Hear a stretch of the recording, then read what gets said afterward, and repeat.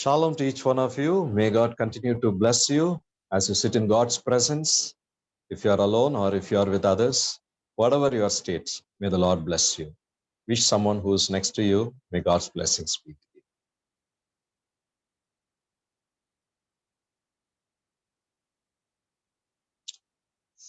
Dear ones, at this moment, we will think about the theme for this month. We are talking about the kingdom of God and kingdom of heaven. Shalom to you also, Sai. And we are learning many things because this is very relevant to our times. How many of you know this is the rule of God in which we are there? Kingdom that began with King David. When King David recognized God as the king, the Lord's rule began there.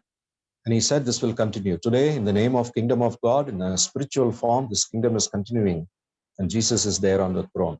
Only thing is, there is a world kingdom at the same time, God's kingdom. Both are there here. Very soon, the world's kingdom will go away. Jesus will come and begin his public kingship. Right now, it is the kingdom of God is within you. Many people don't realize the truth behind this, but those who realize do not know how to make it relevant and experience every day. That's the reason Bible constantly teaches about that. We will also now look into it. Let's pray. Father God, speak to us because you are king on the throne. Enable us to understand that you are ruling us and you are Lord, maintaining your kingdom, and you are keeping us in it active. Speak to us as to what you want to tell us. In Jesus' name we pray. Amen. So dear ones, Luke chapter 17 verse 21 says, Kingdom of God is within you. Kingdom of God is at hand, Jesus said when he came to inaugurate it. Repent. Kingdom of God is at hand. So when we repent, receive Jesus as a personal savior and come under his management, saying, Lord, you are my personal savior.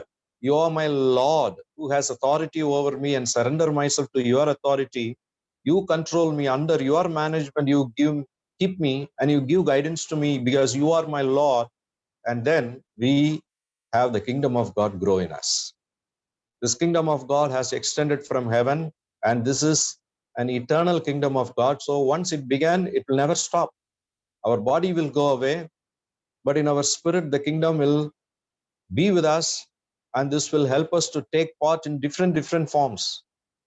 Even the rapture, the millennial kingdom, and through the white throne judgment, and then eternal. This kingdom is going to carry us through. Kingdom of God is within you. Kingdom of God is within you. So we are trying to find out in practical terms how the kingdom of God works. In what way I will understand that I am in the kingdom of God. First thing, we have already learned that the kingdom of God is a spiritual kingdom. It begins with repentance, and it is ruling us by bringing forth the fruits of repentance. That we must keep in mind. And again, how the kingdom of God works in this world. This world is of its own value, and kingdom of God has its own values. Sometimes you can see the difference, and you can see how these values are different to each other, contrasting with each other. So keeping that in mind, how we can, in simple terms, hold on to the values of the kingdom of God. In Matthew chapter 5, the Beatitudes of Jesus is present, and Jesus very clearly told the values are going to be very different. Blessed are those who are poor in spirit. And then he says they will be honored. They will see God. They will be satisfied. So he's talking about the rewards of holding on to the values of the kingdom now, for which they will be rewarded later. So you want to keep your rewards for the future, you got to do something today, because every value will not be rewarded, but here is the only place where you can keep the values alive. These values are meant for living in this world, not for the future world. That is the reason we must now understand the values. By God's grace, some people naturally have the spiritual values in themselves. Some people are taught and brought up like that, but some people don't have a practice of that. So it is difficult for them. Some people have some tough personality, which is not of God. It is very difficult for them, but it may have to be given importance and practiced. So if it is very easy, come on, do it and help others. If it is difficult for you, come on, fight the good fight of faith and work on it. Somehow hold on to the kingdom of God and its values. All right. Now, kingdom of God and its value is again practical. It is not simply some titles. All right. When we read the Beatitudes in Matthew chapter 5, at one point Jesus said, so many things can be recognized as kingdom of God. So one person was listening to that, and then he went to the ENT specialist. While he was thinking, how can I hold on to the values of kingdom of God from one particular verse? Suddenly one light struck when he saw the ENT doctor, it seems. Because the ENT doctor, he used to wear one light, he will wear it in his head, and then just like a headlight he will have. If you go to the doctor, immediately he will put it on. Without that, he will not work. And he doesn't have to use a torchlight using his hands and all that. You look at the patient's face, immediately the light will shine on him. Then this person thought, what an idea. Maybe I have to buy a headlight like this. Why? Because Jesus told, you are the light of the world. I must shine my light. And what to do when Jesus said, you are the salt of the world? And he started confusing. Should I go to the shop and buy a packet of salt and keep it with me? If I do that, I have light to shine and I have salt to hold. No, all these things are funnily thought over. But dear ones, what it means to be the light of the world and the salt of the earth? Is it holding a light with you and having some salt with you? No. It is all your practical life, isn't it? The symbols are given and the activities based on those symbols have to be there. So values are based on the symbols that God has given us, and we have opportunity through our challenges and through our everyday life to be the shine of the light of this world and also to be the salt of this world in an unrecognized way, adding flavor to it, doing the good things. Finally, Jesus said, people will see your good works and give glory to the Father in heaven. All right. So to further exhort, I would like to present the story that you know very well. It is in Luke chapter 10 that the portion that was read to us is found. When Jesus gave a parable, Jesus always gives a short story to exemplify one particular truth to make it understand to the people who ask. And Jesus told stories from all that he saw.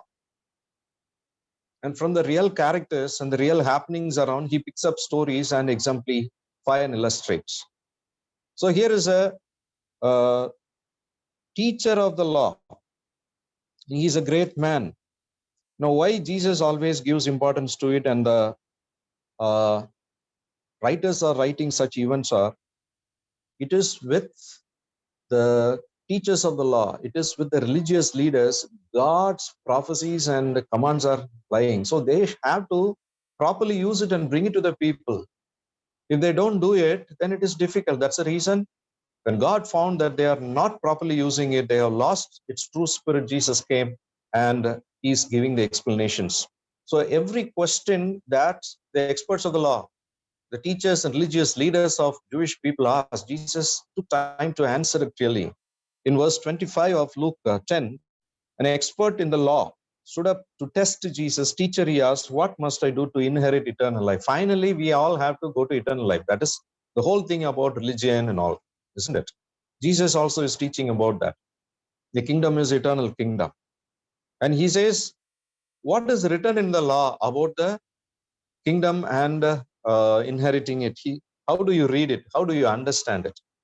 He answered, love the Lord with all your heart, all your soul, all your strength, with all your mind. Love your neighbor as yourself. The great commands, the double command of loving God and love others. Jesus accepts and agrees, saying, you have answered correctly. Do this, you will live. Now he's asking, who is my neighbor? Because the way they ask, they only will get caught. Jesus is not a say. They say. Because when you come to Jesus, your understandings will be questioned. You will question your own understanding in the light of God. That is exactly is happening here. So who is my neighbor? What he means by that is, you say you have to love your neighbor and help. Already we are helping as Jewish people, but you are a person who is contradicting, who is criticizing the Israelites, and you are going everywhere around. You don't belong to the family, you are going everywhere around. Who is my neighbor that I should love? So they thought Jesus is going to say, yes, yes, yes, Jewish people are your neighbors. You are only God's chosen, elected. You should not have gone outside. I'm sorry, I also went outside. So I will now come to you. Let us only love Jewish people and help them. So that was the expectation that the expert of the law wanted to create in the mind of Jesus and confess. Then Jesus tells a story. And you know the story, that a man is going from Jerusalem to Jericho. Jerusalem, everybody comes here because it's a capital city for some business. They come for their business. Maybe they are merchants and then they sell and they take a lot of money and go back. They want to have some documentations done, meet some allied people. So many important things are carried back. So at that time, he was attacked by the robbers and they stripped him, beat him, went away, leaving him half dead condition. Maybe he was in a pool of death. And then, very precisely, Jesus is bringing the examples. First, a priest. He happened to be going down. When he saw the man, he simply passed by the other side. No comments, no feelings, no explanations. Jesus say he simply passed by. And then a Levite has a very big responsibility of maintaining the church, holding the office and administration of the church and helping in various levels. So they are the key people. The priests are for ministry and the Levites are for management. So he came to the place and saw him pass by on the other side. But the Samaritan, as he traveled, came where the man was, and when he saw him, took pity on him. And then he's bandaging his wounds, putting man on his own transport and taking him to hospital and treating him, and all the stuff we are reading, how he treated. And finally, Jesus says, who is the real neighbor? The one who have mercy. All right. Now, from this, we want to understand how the values are displayed, how the values of the kingdom were made relevant.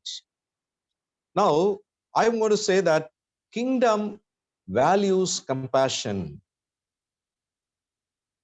In the kingdom of God, people exhibit the values of compassion. Therefore, the kingdom also values compassion as the first thing.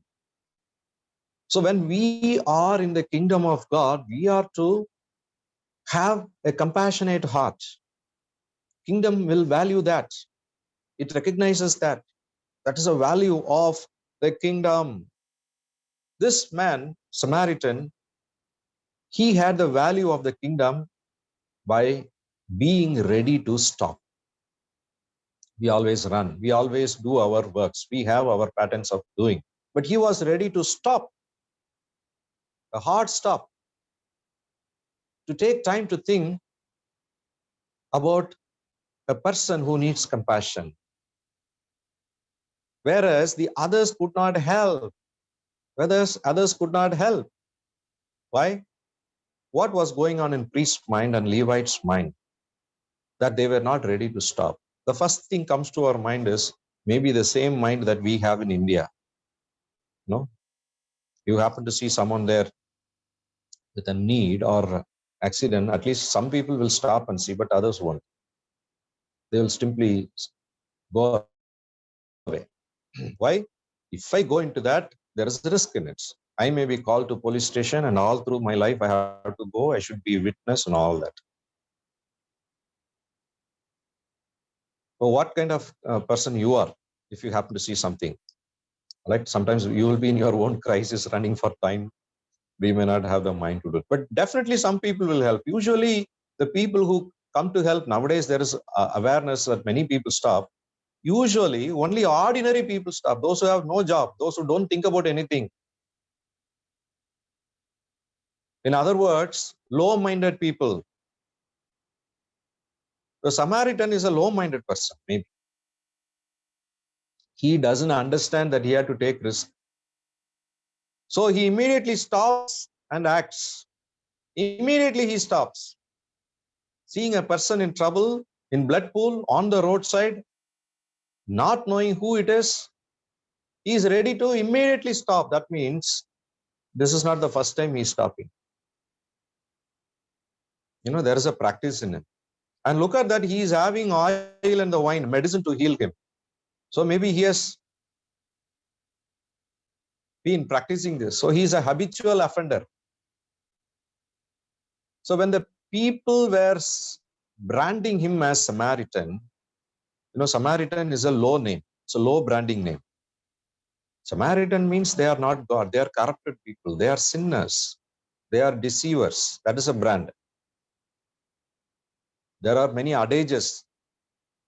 They were considered as dogs, not pet dogs, stray dogs, which means they are not dignified people. So he is doing something that is not dignified. So he always holds the bad name and he doesn't bother about it. That's why people call him a Samaritan. So Jesus picks the name Samaritan because that name carries a social stigma. When you say Samaria, people hesitate. No association with him. Look at that. With all these things, here is a Samaritan who never bothered about. He comes and it says he had compassion. He took pity on him. And Jesus is mentioning, maybe in your sight, the name Samaritan is a very bad name. You call him a bad person. You call him undignified person. You call him a stray person. But I want to now really recognize this name. And now he'll be called in the future as Good Samaritan. So he uses the word Samaritan and he brings a character of Samaritan there. He was ready to stop. Why? It is the compassion that is more in him driving. So dear friends, today we must understand what is driving us. Comparing with others, they had gone to serve the Lord in the temple where worship happens. Now, where is the church here? Where is the church? According to the priest and the Levite, church is in their building.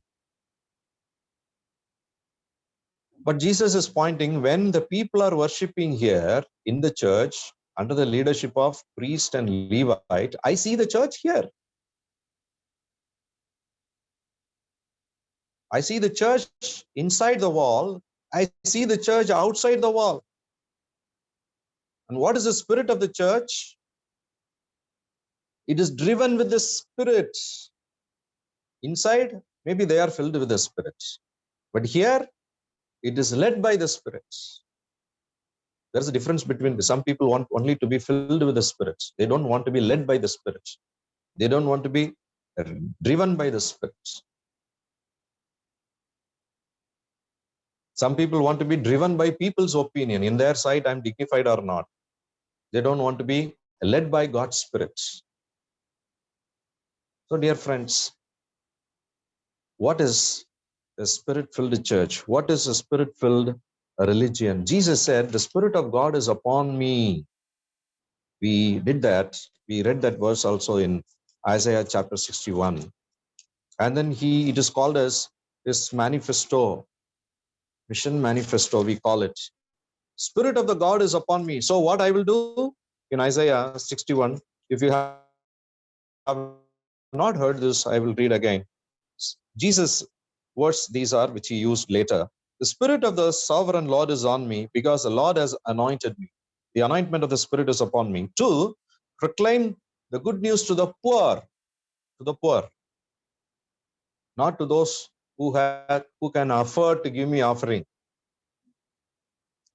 He has sent me to bind up the brokenhearted, proclaim freedom from the captives, release from darkness for the prisoners, to proclaim the year of the Lord's favor, the day of vengeance of God, to comfort all who mourn.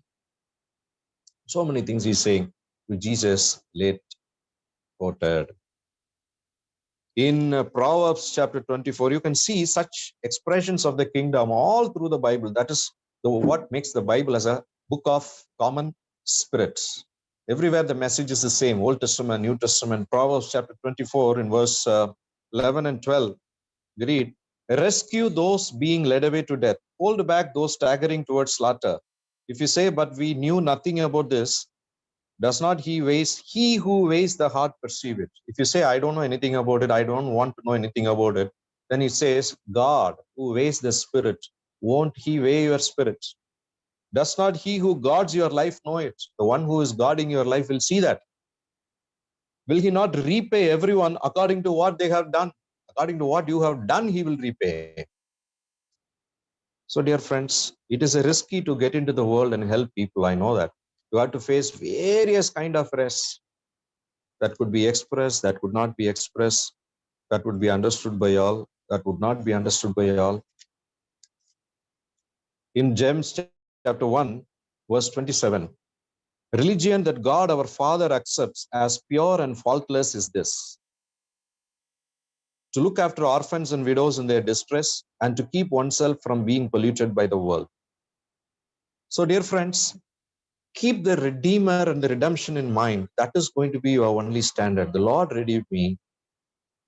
I don't worry about people's opinion. Now I must do something to rescue the people, and I'm ready to stop. So, dear friends, are you ready to stop? Because the kingdom values the compassion. If God has given the compassion, hold on to it. Secondly, kingdom values contradictions. Sometimes kingdom values contradictions also, because they contradict. The values of the kingdom contradict the world.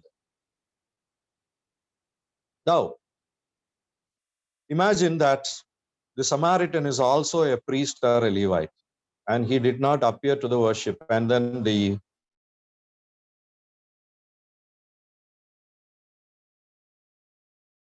in the trouble.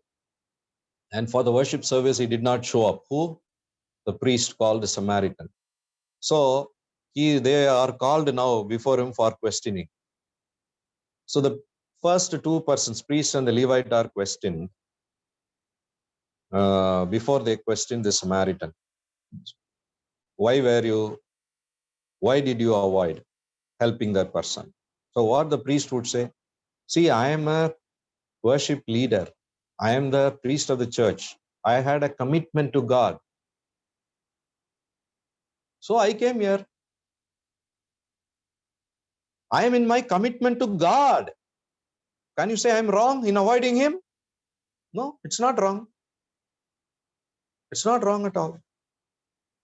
And then he would say, my former priests have not done that. They were sticking on to their own circle. They were engaging in their work. They were not going out of their limits. I have seen that. Is there anything wrong? No, he's right. Levite, you tell me why you came. And he says, I was diligent in my work given to me. So I don't want to go and get into all things that was out of my work, wasting my time and avoiding my duties. I was diligent in the job that is given to me. Anything wrong? No, you both are right.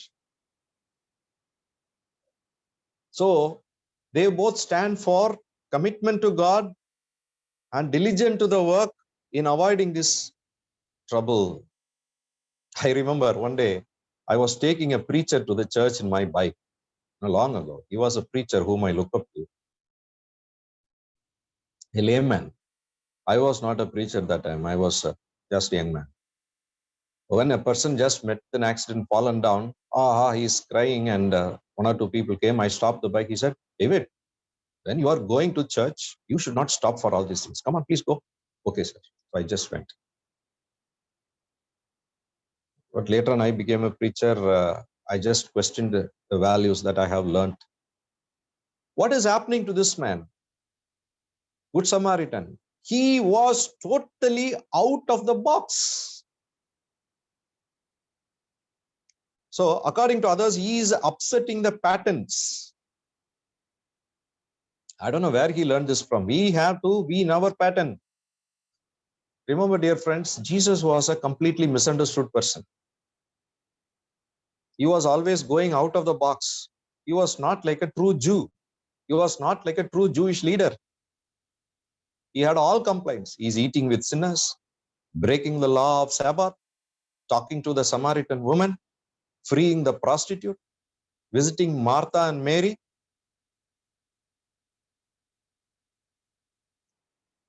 Dear friends, sometimes questions will come. The question that helps us to understand when we work out the contradictions. But with all these things, the Samaritan was ready to risk. The risk sometimes may put him out of the box, out of his duties also. So question comes.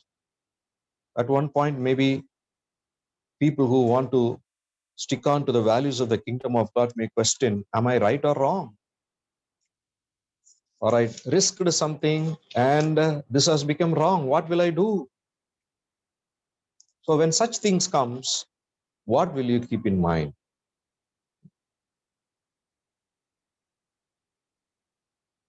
What will you keep in mind?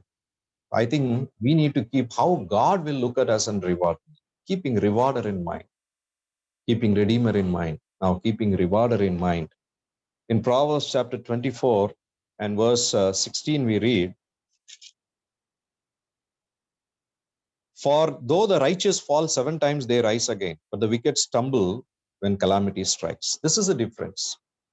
If you want to be righteous for the kingdom of God, and sometimes when you are involved in contradiction, and if it is really right in the sight of the rewarder, then we must understand that we are here with a future of standing, rising.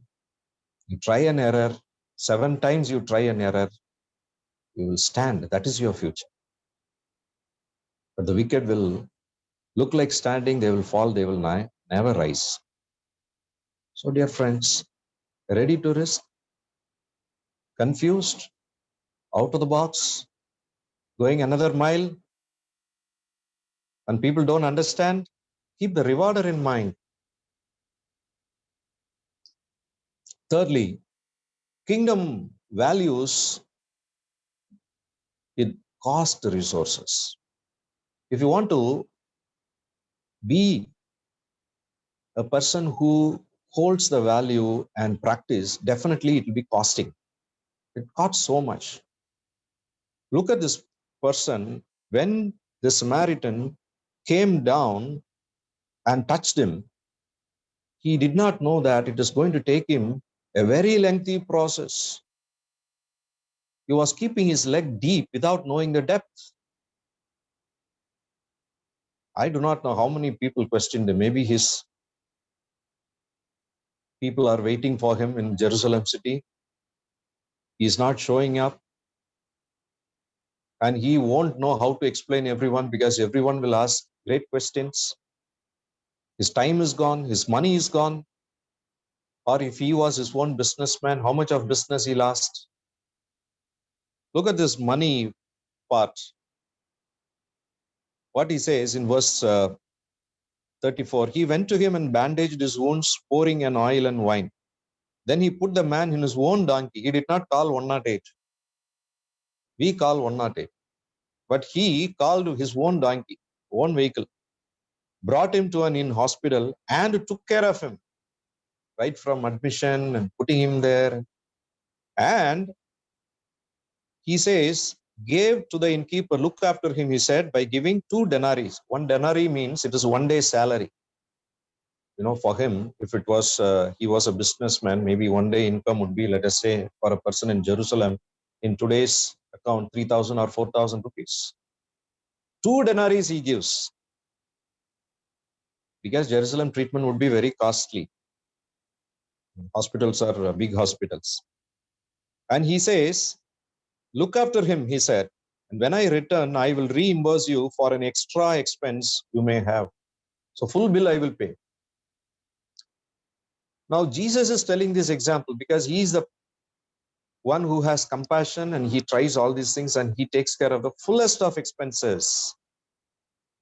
Now, I do not know if he spent his own money or money that is meant for other things. Now, without even simply thinking what others will ask for accountability of his money, he is now handling everything. Maybe he's a spend-free person. Just anything comes, he gives simply as it is. You know the story of St. Thomas. One tradition say he came to India, and since he was very good in this construction architecture, a king called Gundoforus gave him a lot of money to construct a big palace for him in the style of his own land. He took the money, but when he took the money and came, he saw a lot of people in his kingdom and he spent on them. And finally, construction was not done. So he was dragged before him. Why you did not do that? He said, I already constructed a palace, very big one. Where? It is in heaven, he told. And then he was put to punishment. And later on, the Gundoforus saw in his dream that a beautiful construction of a palace for him is built in heaven. Then he released him, it seems. Just imagine if someone asks, where is your money? It is all in heaven. Unless God gives a dream, you will not be able to answer. So, dear friends, the kingdom of God cost resources. That is the reason today many people are not able to do it. You may spend free, or you may be a very careful person. Unless you have the mind of spending, I have to spend and be spent. This life is to spend in this world, right? But for what you are spending, if you are not spending for kingdom of God, something else you will spend for. So, dear friends, keep that in mind. Why? Great is our reward in heaven. This morning, are you worried about your economic conditions? I don't have to tell you this famous verse, Matthew chapter 6 and verse 33. It says, seek ye first the kingdom of God, and all these things shall be added unto you. We all were brought up in a culture. I remember once we went to attend a meeting, and then there was a time they were asking for suffering people, some of the mission work. And I remember I pay my even bus charges, money I had, and then walked some about 10 kilometers and came home. So those days, the learning was and teaching was very strong about giving. But today, if you teach about giving, some churches are very good, but some Christians are very poor. They react, they question without knowing what kingdom is and where they belong to, how they belong to kingdom of God and what its values are.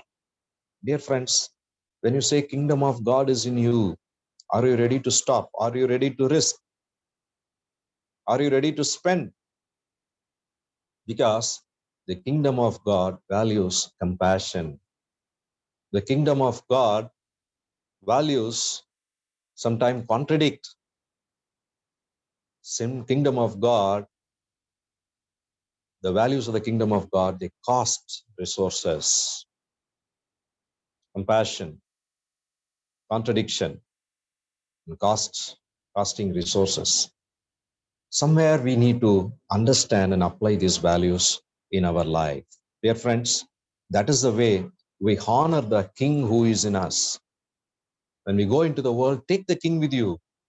Don't leave him at the worship place within the confinement of the walls. The King is there everywhere. He's leading you, driving your spirit. Practice it. Practice it. When we say that we worship the King, we must have the values of the kingdom. Values of the kingdom. When we fear God, we also fear the King and his kingdom. So, dear friends, some simple words like this always come to us, saying and reminding that we belong to the kingdom. The rewards are great. We always take reward from God by doing our things on earth. It is not like we work hard and we earn. We do that from a commandment of the Lord, that we need to live in this world in the fear of God. At the same time, we also work for the kingdom of God and show our values in everything. Shall we ask the Lord to help us in this case? Lord Jesus, thank you for keeping me as a different person in this world. In your kingdom, righteousness, peace, and joy in the Holy Ghost is present. All that I do is to value all that kingdom holds and prioritize it. Lord, you have given me a spirit of compassion through your spirit. Help me display it. Lord, sometimes I question what I do, right or wrong, because I do out of the box and think differently than others. Redeemer, help me. Help me, Lord, to keep the Redeemer in mind, the Rewarder in mind. But sometimes I wonder where my risk is and where I'm going to lose. But help me to understand my seeking of the kingdom will add value to me. Let me be spent and be spent. Let it cost. Lord Jesus, help me to work out all these things as you instruct me and construct me. Jesus, we thank you that we all say this prayer. Help us to see this in our lives. In Jesus' name we pray. Amen.